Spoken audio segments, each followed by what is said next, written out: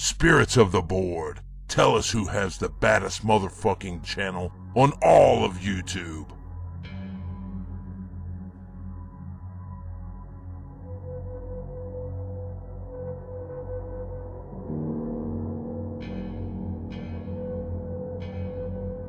Well, hello, and it's my new review show, and this is the very first show I'm doing where I'm picking albums that are my favorite albums, and this one, I wouldn't say it's my favorite from the band, but it's a very close second, okay? So this one is a very dark one from one of my favorite bands ever. This is from the mighty Van Halen, Fair Warning.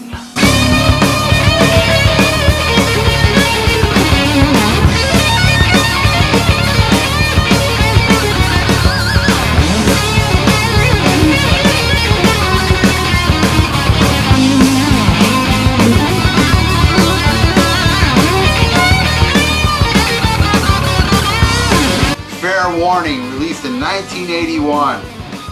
A little backstory on how I discovered this album. I was already a Van Halen fan. Yeah, I'm old, okay. And I went the day it was released to the record store to go buy it. And I had the hardest time finding it. I'm looking around and I can't seem to find a new Van Halen record. And I go up to the guy in the counter and said, "Excuse me, don't you guys have the new Van Halen album? Because I called before, you said it was in." And he goes, "Yeah, it's right there in a new album bin." I walked over there and I looked at all the albums and I said, "Which one?" And he had to physically walk over there and pull it out for me. And I saw this album cover and I was like, what the hell? It was very odd. The artwork is from some Canadian artist called William Kurlek. I believe I'm pronouncing his name incorrectly. And the painting is called The Maze, and kind of a popular painting. I found this out many years later, actually decades later, that this is a famous painting from somebody I believe that was insane. And if you look closely at this album cover, you kind of see some of the artwork in the lyrics, like Mean Street. You see a guy getting his ass beaten. Unchained, Hit the Ground Running. There's a guy running into kind of like a brick thing, looks like a floor going up. Hit the Ground Running. 1 foot out the door, and So This Is Love. You see these two making out. I mean, it goes on and on. If you look deep into it, just about every song on this album is depicted in this painting that I don't know who in the band probably wanted this, but it is a very strange painting, very dark painting, and goes with the very dark album. And the reason that this album is very dark, I actually have audio of Alex Van Halen and Edward Van Halen talking about the Fair Warning days and why it was such a dark album. Here it is. Fair Warning, and I'll give you my read on it. I watched Ed being creatively frustrated, and Ed probably worked harder on the music for that record than anybody had ever seen. Almost to the point where I felt guilty for even sleeping. I felt like, Ed, I should stay up with you just to suffer with you. It just seemed like nobody cared. Or I would go down to the studio with Don Landy at 4 o'clock in the morning and do all my guitar parts. And I guess, you know, there was so much blow around that time that people didn't even know. They thought that I did it that day, or, you know. But it just seemed like I couldn't do what I wanted to do during the day. So I snuck in at night and did all the guitar solos and all the guitar parts without anyone even knowing that I didn't do it when they thought I did. Was there any tensions brewing between various band members at that time? Yeah, I'd say starting songs. I met Valerie then, and Dave didn't dig that because all of a sudden here I am in the Globe and all the rags, which right. is totally not me. You know, I mean, it's like... It's not like you go out and try to get those pictures put in there. You know? Please leave me alone, you know? It's kind of like the fame part was coming to me, which I don't dig. I just want to make music, you know, and it's what he wanted, and it just created tension, yeah, it did. So there you go. That's why it's such a dark album. There's a lot of tension in the band, and Edward was very angry, as you can tell in his playing. I mean, this is one of the most pissed off, well, I have to say, it is the most pissed off Eddie has ever been on an album. I did say, let me just clarify one thing. I said I was going to do a show where it's all my favorite albums. Well, this one's not my favorite, but it's the one I listen to the most. I'd say my very favorite Van Halen album is the first one. But that one is kind of like, even though it's flawless and it rules, I don't listen to it that much because I'm kind of burnt out on it. Where Fair Warning doesn't have that burnt out factor that I can play that shit anytime. Let me tell you what happened when I first took it home. I put it on and I listened to it, and when it was done, I thought, this was fucking horrible. I hated it. I can't believe I fucking hated it on first listen. This is one of those fucking albums that first listen, it sucked, and now it's godly. I worship this album now, but back then, the first listen, because I was just so used to the Van Halen party band that this one wasn't. It had its fun moments, but it was very dark. And it took a few more listens to get into it. And now it's like, it's almost tied for my favorite. It's such a great fucking album. So now, let's get into the album.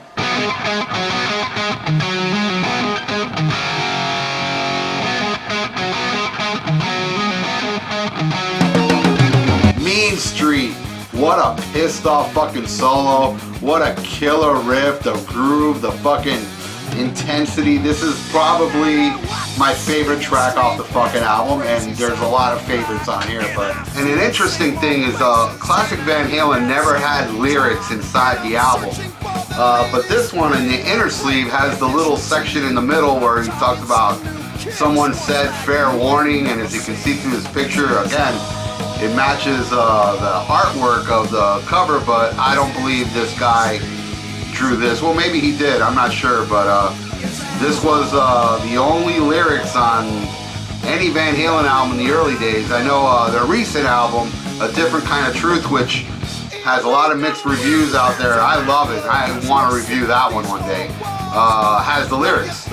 But yeah, so this is my favorite song off the album, and probably my all-time favorite Van Halen song, or at least tied with a few other ones from other albums.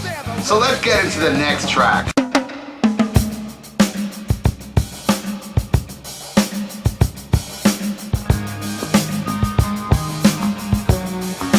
Dirty Movies. As you can hear, like, Eddie's intro to this is very sloppy. I don't know if he was pissed or whatever. I always found this kind of odd, the intro, that it just sounds very sloppy. He's such a perfectionist, but it sounds very sloppy playing, but it's great. I think this is a fucking awesome song. One of the three songs off this album that was never played live, unfortunately, and I did see this tour, and I will talk about that later. Dark Subject, about a prom queen that turns porno star. Different kind of subject for Van Halen. Dirty Movies, man. Kind of like a hidden gem. I really love this song a lot. Let's get into the next track.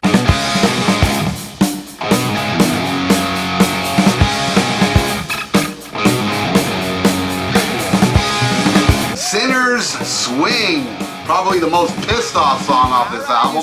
Very cranking on Eddie's part. He does the little, before the solo, he does the little horse noise. Like, I love this song. She looks so fucking good. I remember when they played this live, and when Dave said, she looks so fucking good, the place just fucking went insane, you know, the cheering drowned out the band, but I'll get into the show I saw later. But this song, I remember reading a Dave interview saying he came up with the lyrics after watching some old movie with little ghosts dancing around, you know, or little skeletons, I forgot, something like that. It was like, inspired him to write this song, Sinner's Swing. Probably my second favorite off this album. Fucking cranking tune, I fucking love it. Sinner's Swing fucking rules. Next track.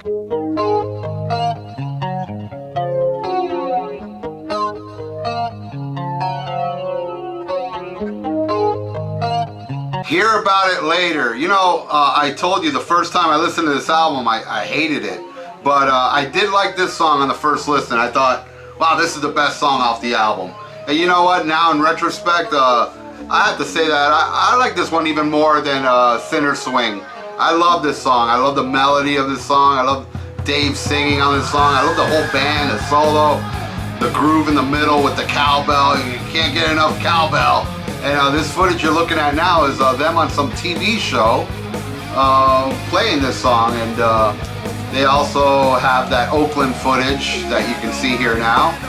And I will talk about that because I know the whole story behind the Oakland footage.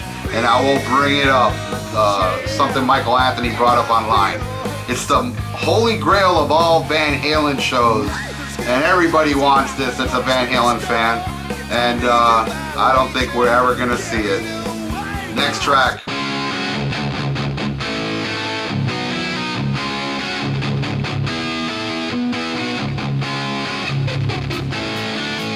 Unchained, killer fucking song, probably the most well-known song off this album. And again, here's some footage of them playing on some TV show. These are all European shows that very rare stuff, man. 2 different footages of them doing TV show, and there's also Oakland footage from this song, which I will talk about later. Anyway, I love this song. I love the little middle section. It took me many years to figure out that one part where he goes, "Come on, Dave, give me a break," and he says, "One break coming up." If you notice, after he says that, the band does a little break, and then it goes into it. That's kind of genius. Anyway, Unchained, what can I say about this song? I love it. You know, 3rd favorite, tied with Sinner Swing. Next track.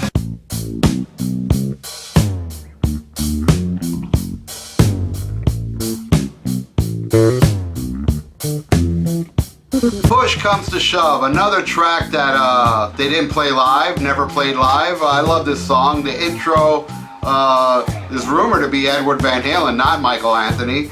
And it's a really cool song. It has some reggae shit going on. And in my opinion, the best solo on this album is on this song, man. This song, I mean, Eddie fucking cranks. I love this song, even though it's kind of weird for this album. But it's a cool song, and I'm running out of time. Next track. Oh, yeah.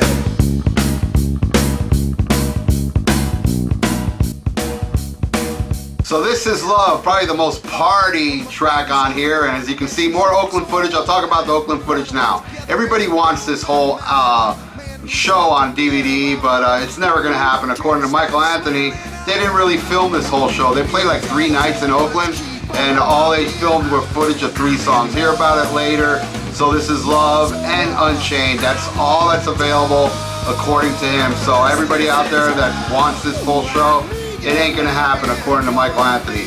So This Is Love, great song. I'm running out of time, man. Next track.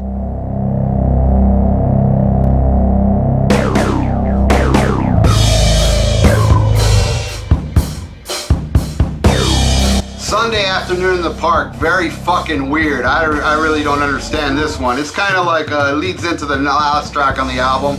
David Lee Roth described this as a giant crab underwater, and if you listen to this, yeah, it kind of got that vibe. Anyway, the last track. I got that telephone, thought we were alone, telling me there's company, your husband's coming home. 1 foot out the door, smoking fucking track that they did not play live, even though they did play Sunday Afternoon in the Park live, but this one they didn't play live, and you can see I'm running out of time. All I can say, I love this fucking song. Second favorite solo, Eddie just smokes the way out of this album, and that's the end of Fair Warning. So there you are. I only have a minute, so I gotta talk about the time I saw the Fair Warning tour, which was by far the greatest show I ever saw in my life. Now, I did see Van Halen before that. First time I saw him was the Women and Children First tour, and I had second row on Michael Anthony's side. It was a blistering, amazing, at that time, the greatest show I ever saw. Then I saw Fair Warning the next tour, all the way up in the nosebleeds, right? And it was by far the greatest experience I ever saw. The lights, the energy. David Lee Roth was the coolest motherfucker on the planet. Now he's like your creepy uncle, like what happened? But I just cannot express enough how great this show was. If you were there, you know what I'm talking about. Simply the greatest fucking live band ever back in the 80s. Nobody can touch Van Halen.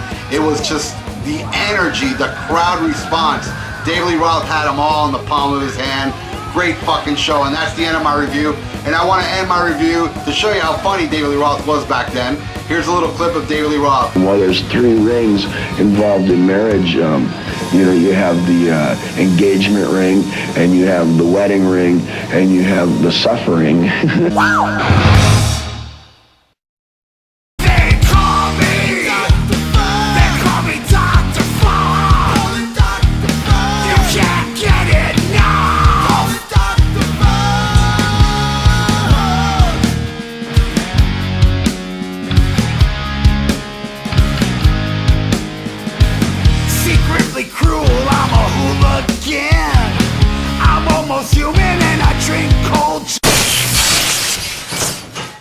This video was brought to you by Miami Metal Merchant.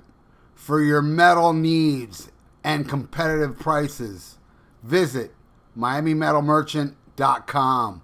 Tell them Dr. Fuck sent you. Hey, I'm Dr. Fuck. And I'm the Ayatollah of Alcohola. And we are from the Rock and Metal Combat Podcast. If you want to check out some crazy, uncensored, unbiased, totally nuts reviews of classic hard rock and heavy metal albums, check us out. You can get us on Podbean and iTunes. New episodes every Sunday. That's right, and we also do each other's moms. True, free of charge. Well, mine charges. Oh yeah, mine's free. Hey, check out my podcast, The Viera Vault. We're on Spreaker, we're on iTunes, and we're on YouTube. Check it out and subscribe. Hey, headbangers, you want your own radio show? Well, you got it. On Thursday nights here on that metal station, join me on the Dr. Fuck Show. Go in the chat room and I will make you my co-host. That's right. Everybody that joins me in the chat room, I discuss whatever you guys want to talk about. I'll mention your name, I'll say what you say, and we're going to go back and forth. And I'll even fucking play whatever request you want. Unless it sucks. Then I ain't playing it because my show rules, and only songs that rule is allowed right here on that metal station. The Dr. Fuck Show airs live Thursday nights at 8 p.m. Eastern. Hope to see you there. Well, no, fuck that hope. I better see you there, motherfucker.